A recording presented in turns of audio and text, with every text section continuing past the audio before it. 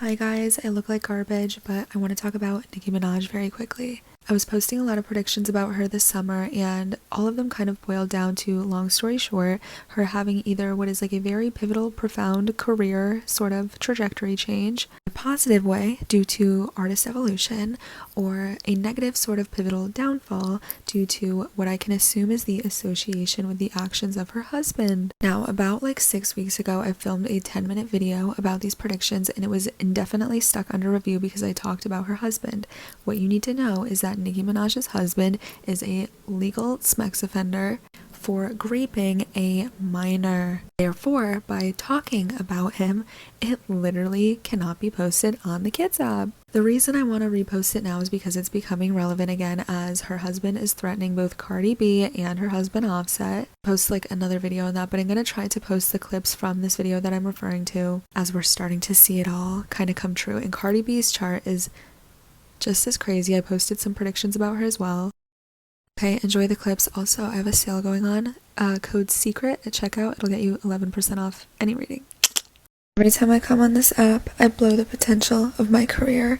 I want to be a celebrity astrologer. I do. It just feels like anytime I have something to say, it does not put somebody in a good light. I want to be clear that I am like low-key a celebrity apologist depending on the person. There's an added challenge of moral panic when you love an artist or a celebrity and you know that they are just maybe making bad choices or doing bad things, or just maybe not the person that you really want them to be. So I never wear my hair like this. Please do not make fun of me. Today, we're talking about Nicki Minaj, and we are not getting in the nitty-gritty because I like my life and I don't want to die, and I don't want Nicki Minaj to have it out for me. So I want to be very, very clear to her and the Barbs that I am a Barb.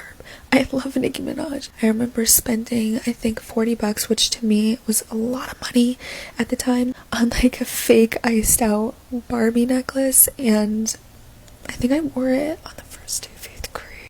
So I just want to say my piece that like this is being delivered from somebody who really likes her and not from somebody who already doesn't like Nicki Minaj. Therefore, I'm gonna like dig my feet in the sand when I feel like something she's doing is wrong. This isn't honestly even entirely about her. It's more about the husband of hers. So let's get into it. So my general advice for Nicki Minaj that I posted in the middle of July of this year was that she shouldn't get involved in any combative or aggressive, like petty beef right now. It's likely that there's like maybe a little bit of an ego thing, and if it gets threatened enough to make her like act out or try to prove herself or like flex a little bit, it might not go entirely well for her. That things that might have worked in the past in an approach to everything, like her music, her personality, her relationships, might not be as sustainable as it once was. She has like longer term transits going on that I think we'll see kind of culminate and unravel within the next like year or two, even up until 2026, that have a lot to do with like her emotions, her comfort zone, her relationships.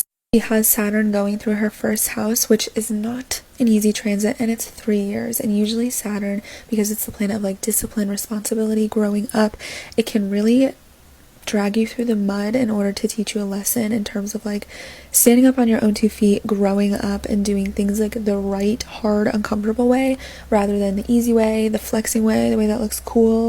It can really kind of push you to grow up, basically, through the vessel of like challenge after challenge, one thing after another. And because it's in her first house of self and identity, it's like more personal to her, and it's in a square to her 10th house, career, Uranus, which is quite the opposite. It's not very conservative. It's not about discipline. In fact, it wants to be very liberated. It wants to break free. It wants to break the rules. It wants to liberate itself. So when you have a square, so an uncomfortable aspect between the two, it's kind of like 1 foot in the old way of doing things and 1 foot in the new way of doing things. And there is this make or break opportunity where she can either have to face the consequences of refusing to change, or kind of like being very unstable and unpredictable, or she can face the success and the reward of doing things a different way, in a way that's going to be more sustainable and supportive to her, rather than like what just gets the biggest trying to find the right way to explain this. It's like less about doing the cool comeback that might be like a band-aid on a bigger issue and having all of your stands be like, you're right, Nicki's right, and rather doing like the adult correct way of handling something that might not look the coolest to everybody else, but is like giving you better karma. Similarly, she's been having Pluto dancing around her natal Mars, and Mars is the planet of like action, aggression, how you go after what you want, your desires, your ability to like fight back, stick up for what you want, stand up for what you believe in, and having Pluto kind of deter over that can really alter, transform, or kind of again be this like out with the old in with the new sort of approach to things. Can be incredibly supportive in terms of like having all the drive in the world to go after what you want or like go after a dream, especially in her 11th house. It can be most problematic when it comes to trying to use your sexuality as like a powerful approach. Like I would say if somebody's trick is to just always be sexy, this can be the point where that starts to not work anymore. It could also be an issue with like needing to be number one, needing to be the most dominant one, needing to prove your strength or your dominance or your authority, and that kind of being ironically the biggest part of your downfall. I'm also stating this because she has the South Node going over her natal Pluto. There's a lot of like an old trajectory is dying here basically, forcing her to confront outdated power dynamics, things regarding a superiority complex and intimidation tactics. It's the discomfort of like having something to prove, but your karmic lessons like pulling you in the opposite direction and being like, stop proving yourself and retwist, bitch, basically. There are some dates that I had charted for her in the middle of July, and around July 22nd, we get this post from Miss Azealia Banks. And listen, I'll stop agreeing with Azealia Banks when she stops being right. Azealia Banks says a whole lot of things in this post, but one of her main points is basically her saying that if Nicki went full throttle with pop music, she could eat up all the white pop girls instead of having to kind of like ride on the coattails of every new rapper. I think too that that's the goal for every, especially like new black female rapper. It's like to get a feature with Nicki Minaj is like the in, like you've made it, which I don't think is a bad marker of success at all, especially if that is like your idol, that is your, you know, queen of rap. If you're the queen of rap, you would not, I would assume, want your current success to just be reliant on like the next new artist and jumping in on their song. So Azealia says Nicki does not understand that she's going to have to continuously be forced to acknowledge new rap girls and be used as a marketing pawn until she separates herself fully from any and all associations and relations with sex offenders. She goes on to say that Ice Spice ate her up in her own space and that she needs the next album to be like so impeccable in order to like prove herself and make a good comeback. This is like where my opinions come in, because I agree with everything that she's saying about her husband, and she's saying, I'm sorry, but any man that really loves you is not going to let you sit around on Insta Live and scream misinformed obscenities at the top of your lungs while his kid is in the other room, and that man was sent to make sure that you destroy yourself. I'm sorry, but there's no way that a woman can be so protective of men who abuse little girls if that behavior had not been normalized throughout her own childhood, or if she were not also a victim of the same abuse in such deep self-denial that she'd risk the prestige and safety of the world that she built for herself as refuge to protect what she doesn't want us to know, but can kind of tell what happened.